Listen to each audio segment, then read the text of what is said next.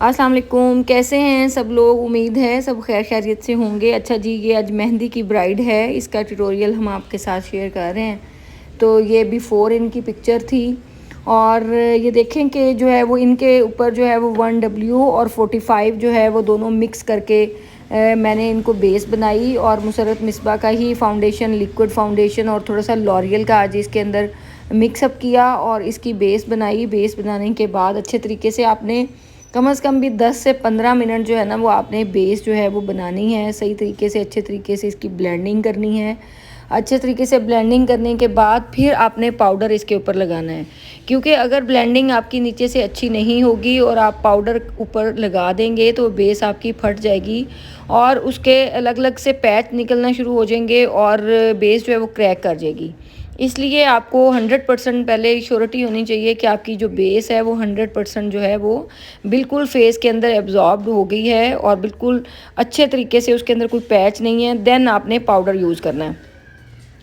और पाउडर जो है वो अब सर्दियों में ये है कि बहुत सारे लोग क्वेश्चंस कर रहे हैं कि ड्राई स्किन के लिए आप मॉइस्चराइज़र कोई भी यूज़ कर सकते हैं, कोई भी मॉइस्चराइजिंग आप वो उसको कर सकते हैं।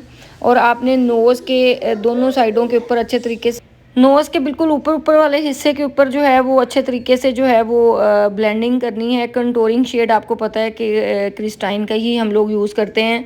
आप लोग 02 भी यूज़ कर सकते हैं, 01 भी यूज़ कर सकते हैं। 03 जो है वो हम मॉडल्स के लिए यूज़ करते हैं।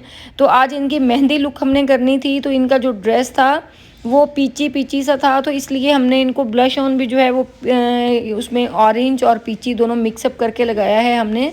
इसी तरीके से आपने बेस जो है वो 38 या 45 जो भी आपके पास हो आप आइज़ के ऊपर लगा लें। अच्छे तरीके से आइज़ के भी आप बिल्कुल अच्छे तरीके से आप बेस लगाएंगे। देखें कुछ लोग पूछ रहे हैं कि पहले आइज़ का मेकअप करना चाहिए या पहले बेस लगा लेनी चाहिए पूरे फेस के ऊपर। तो ये आपके ऊपर डिपेंड करता है।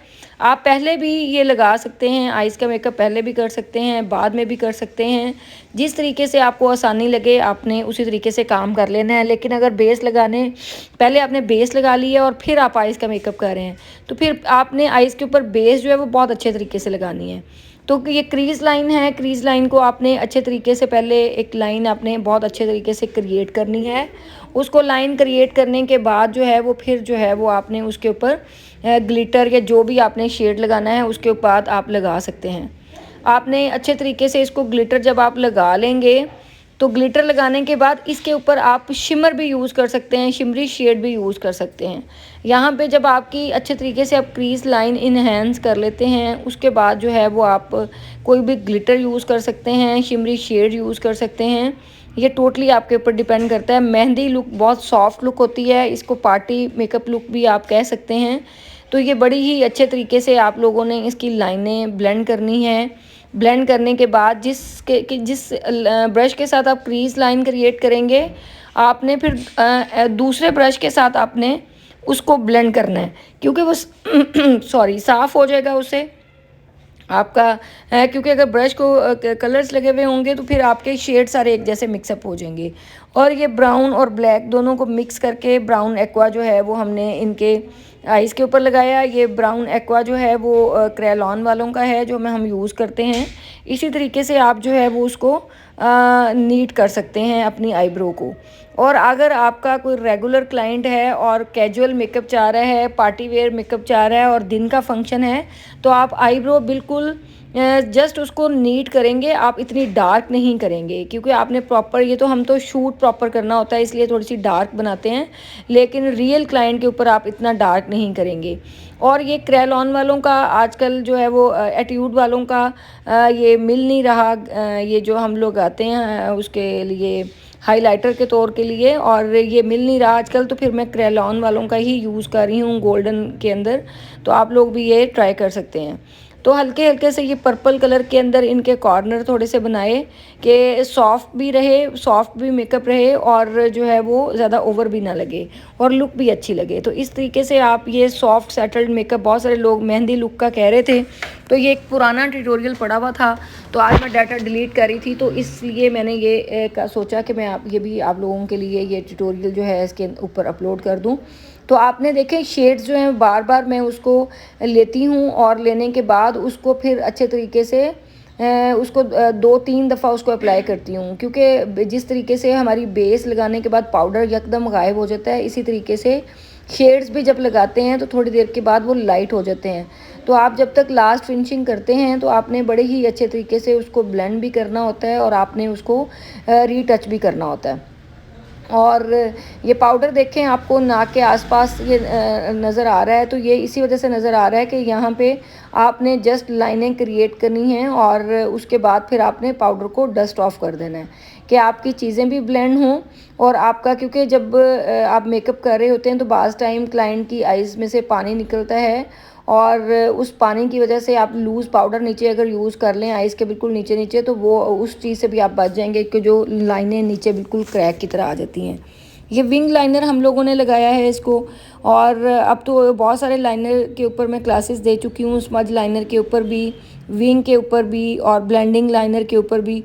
तो इस तरीके से आप जो है वो विंग भी बना सकते हैं। विंग लाइनर, मेहंदी की ब्राइड जो है उसको विंग लाइनर ही अच्छा लगता है, तो आप लोग भी मेहंदी की ब्राइड के ऊपर विंग लाइनर, क्योंकि अगर तीनों फंक्शन आपके पास हैं तो एक दिन आप विंग लाइनर लगा लें, दूसरे दिन आप ब्लेंडिंग लाइनर लगा लें बारात पे, तीसरे दिन आप बारात वलीमे मेकअप के ऊपर स्मज लाइनर लगा लें। तो इस तरीके से आपने विंग बनाना है। विंग बनाने के बाद आपको पता है हम स्मज बनाते हैं, स्मज बनाने के बाद हम उसको ब्लेंड करते हैं। तो ये तीनों लाइनर्स की बड़ी डिटेल वीडियोस ऑलरेडी इसके ऊपर ट्यूटोरियल के ऊपर हैं। अच्छा जी, बहुत सारे लोग जो नए, हमें जिन लोगों ने ज्वाइन किया है वो उन लोग, उसके बाद जो है ये विंग लाइनर जो है वो बिल्कुल देखें, हम पहले जब विंग लाइनर बनाते हैं तो उसी लाइनर को भी हम स्मज बना देते हैं, थोड़ा सा उसको चौड़ा करते हैं और ब्लेंड कर देते हैं। और जब हम बिल्कुल ब्लेंडिंग वाला लाइनर लगाते हैं तो हम साइडों से बिल्कुल उसके कॉर्नर जो हैं वो उसको अंदर वाली साइड पे भी ब्लेंड करते हैं और बाहर वाली साइड पे भी निकालते हैं। लैशेस लगाने से पहले आप लोग ये जो है इसको थोड़ा सा मस्कारा लगा लें लैशेस के ऊपर, तो और ज़्यादा अच्छी फिनिशिंग आ जाती है, क्योंकि बाद में भी तो आपने लगाना ही है। तो थोड़ा सा पहले अगर आप लगा लेंगे और फिर हम बाद में जब लगाएंगे तो फिर और अच्छी ज़्यादा फिनिशिंग आ जाएगी। तो इसलिए कोशिश करें कि जो है वो लाइनर लगाने के बाद आप एक दफ़ा मस्कारा लगा लें, फिर लैशेस लगाएं, और लैशेस लगाने के बाद फिर जो है वो आप अच्छे तरीके से आप फिर एक दफ़ा मस्कारा लगा लें। वो तो नीट आ जाता है, क्योंकि अगर शूट्स में नीचे से लाइनें निकल रही हों तो बड़ी ही अजीब लुक आती है। तो इनको हमने जो है वो एसटी वालों का, स्वीट टच वालों का ही हमने इनको ये शाइनर लगाया। और इस तरीके से आप लोग, मेरे पास डिफरेंट कंपनीज़ के पड़े हुए हैं, मैक का भी है, नार्ट्स का भी है, डिफरेंट ब्रांड्स के हैं, स्वीट टच का भी है, बहुत सारी कंपनीज़ का मैं यूज़ करती हूँ, आप लोग भी इस तरह यूज़ कर सकते हैं। तो देखें ना, जो भी मेहंदी मेकअप है या पार्टी मेकअप है या कोई भी सॉफ्ट नो मेकअप लुक है, तो उसमें न्यूड कलर्स की लिप कलर्स आप लोग ज़्यादा यूज़ करेंगे। इन भी वही हैं, आजकल तो ब्राइड्स भी, जो बारात मेकअप की ब्राइड्स हैं वो, उनकी भी यही डिमांड होती है कि हमें न्यूड लिपस्टिक लगाई जाए। आजकल वो इतने शार्प कलर्स जो हैं वो चल नहीं रहे, लेकिन फिर भी आपके क्लाइंट्स के ऊपर और आपके इवेंट के ऊपर कि किस टाइप का है, आप उसके मुताबिक उसको लिपस्टिक के कलर को चेंज कर सकते हैं। इस तरीके से आपने लिपस्टिक को न्यूड कलर में आपने उसको लगाना है। लगाने के बाद आपने बहुत ही अच्छे तरीके से उसको ब्लेंड करना है, क्योंकि लाइनें आपकी बिल्कुल नीट होनी चाहिए। और लिप्स बनाने के लिए भी कंप्लीट ट्यूटोरियल हैं आपके पास के, जो है वो आपने पहले हाइलाइटर लगा के उसके लिप्स की लाइनिंग को प्रोमिनेंट कर लेना है। उसके बाद वाइट पेंसिल बहुत सारी कंपनीज़ की है, आपको जो अच्छी लगती है आप वो यूज़ कर सकते हैं, उसका कोई इशू नहीं है। आप ब्लैक भी यूज़ कर सकते हैं, वाइट भी यूज़ कर सकते हैं, यह आपके ऊपर डिपेंड करता है। और बहुत सारे लोग पूछते हैं नए कि आपका सैलून किधर है। हमारा रावलपिंडी के अंदर सैलून है, एक ब्रांच हमारी बहरिया टाउन के अंदर है और दूसरी ब्रांच हमारी पुराने एयरपोर्ट के सामने है। तो दोनों ब्रांचेस में जो सिग्नेचर मेकअप हैं वो मैं करती हूँ, बाकी सब मेकअप जो हैं वर्कर करते हैं, या जो स्टूडेंट्स आ रहे हैं सीखने के लिए उनको भी मैं ज़रूर मौका देती हूँ कि वो ब्राइड्स मेरी बनाएं, वो पार्टी मेकअप्स करें, ताकि उनके अंदर भी कॉन्फिडेंस डेवलप हो कि हमने क्लाइंट को किस तरीके से डील करना है, किस तरीके से हैंडल करना है। तो मेन चीज़, बहुत सारी लोग ये भी कह रहे हैं कि हमारी आइज़ की अभी उस तरह ब्लेंडिंग नहीं हुई। तो देखें, आइज़ की ब्लेंडिंग जो है उसके लिए प्रैक्टिस की ज़रूरत है।